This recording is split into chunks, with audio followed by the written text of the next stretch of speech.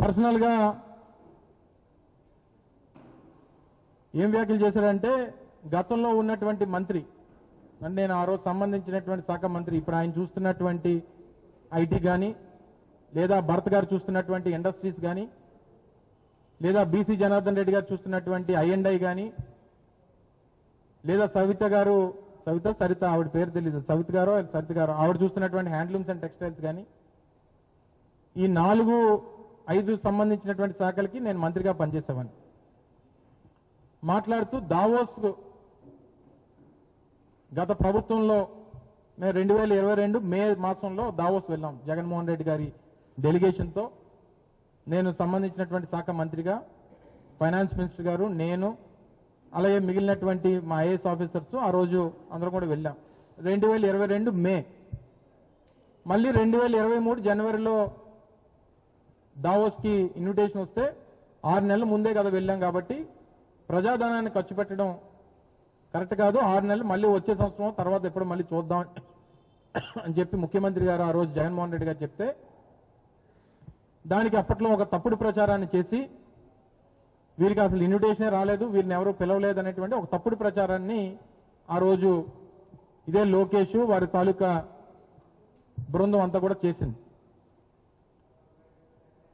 ఆ రోజు అడిగితే కొన్ని విషయాలు వారితో మాట్లాడినప్పుడు చంద్రబాబు నాయుడు గారి తాలూకా హంగామా, వారి పబ్లిసిటీ పిచ్చి, వారు చేసినటువంటి మార్కెటింగ్ గురించి కొన్ని విషయాలన్నీ కూడా చెప్పడం జరిగింది. చెప్తే అప్పటి నుంచి నేనేదో దావోస్లో చలిగా ఉంటుంది కాబట్టి మేము వెళ్ళలేదు అన్నటువంటి మాట చెప్పినట్టుగా ఒక తప్పుడు ప్రచారాన్ని లోకేష్ వారి తాలూకా భజన బృందం అంతా కూడా చేయడం మొదలుపెట్టింది. నేను ఈరోజు ఛాలెంజ్ చేస్తా ఉన్నా, లోకేష్ వస్తాడో లేకపోతే వాళ్ళకి మిత్ర బృందం వస్తుందో లేకపోతే వారు చెప్పినటువంటి వారు వస్తారో, నేను దావోస్ వెళ్ళినప్పుడు అక్కడ చలిగా ఉంటుంది కాబట్టి మేము వెళ్ళట్లేదు అనేటువంటి మాట ఎక్కడన్నా అని ఉంటే, ఎందుకంటే మీరందరూ ఆ రోజు ఉన్నారు, నేను నా పత్రికా సమావేశం ఇక్కడ ఉన్నటువంటి వారు చాలా మంది ఉన్నారు, ఎక్కడన్నా అనున్నట్టు చూపిస్తే నేను రాజకీయాల నుంచి మానేస్తాను. ఛాలెంజ్, నేను 40 సంవత్సరాల వయసు, నాకు ఇంకో 20-25 సంవత్సరాలు రాజకీయం చేసేటువంటి అవకాశం ఉంది. ఇదే లోకేష్ ఇదే ప్రపంచ వేదిక మీద ఇదే జ్యూరిక్ లో దావోస్ లో ఏదైతే నిన్న ప్రకటన చేశాడో, నా మీద ఆరోపణ చేశాడో, అది కానీ నిరూపించేటువంటి ఆ శక్తి ఆయనకు ఉంటే, నేను మాట్లాడినట్టుగా ఎక్కడన్నా ఆ విజువల్ చూపిస్తే, నేను మాట్లాడలేదనేటువంటి విజువల్స్ మీ దగ్గర ఉన్నాయి. ఎందుకంటే నేను మాట్లాడిన టోటల్ కంటెంట్ అంతా కూడా మీ రికార్డింగ్స్ లో ఈ యూట్యూబ్ లో ఎక్కడ కావాలంటే అక్కడ దొరుకుతాయి. నేను ఆ మాట అన్నట్టుగా ఎక్కడన్నా చూపిస్తే ఈ రోజే చెప్తున్నా, ఈ రోజే నా లాస్ట్ డే రాజకీయాల్లో.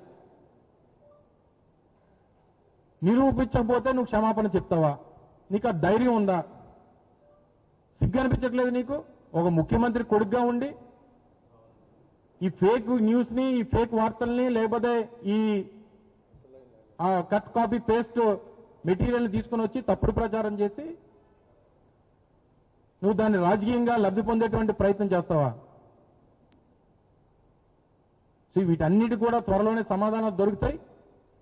నీ చేసినటువంటి పాపాలు, మీరు చేస్తున్నటువంటి అన్యాయాలు, అక్రమాలు, ప్రజలకు చేస్తున్నటువంటి అన్యాయం అంతా కూడా ఈ 2 సంవత్సరాల్లో ప్రజలు తెలుసుకున్నారు. తప్పకుండా రానటువంటి కాలంలో వీటన్నిటికీ కూడా జవాబు ప్రజలు ఇస్తారనేటువంటి విషయాన్ని మరొకసారి ఈ సందర్భంగా తెలియజేసుకుంటూ వెళ్ళిన పని చూసుకొని రావాలి. రాష్ట్రం కోసం, రాష్ట్ర భవిష్యత్తు కోసం, రాష్ట్ర అవసరాల కోసం మీరు వెళ్ళినటువంటి పనేంటి, మీరు చేస్తున్నటువంటి పనులేంటి? సో దయచేసి ఇప్పటికన్నా ఈ పనికిమాలిన మాటలు మానేసి, ఈ పనికిమాలిన ఈ ఆరోపణలు మానేసి,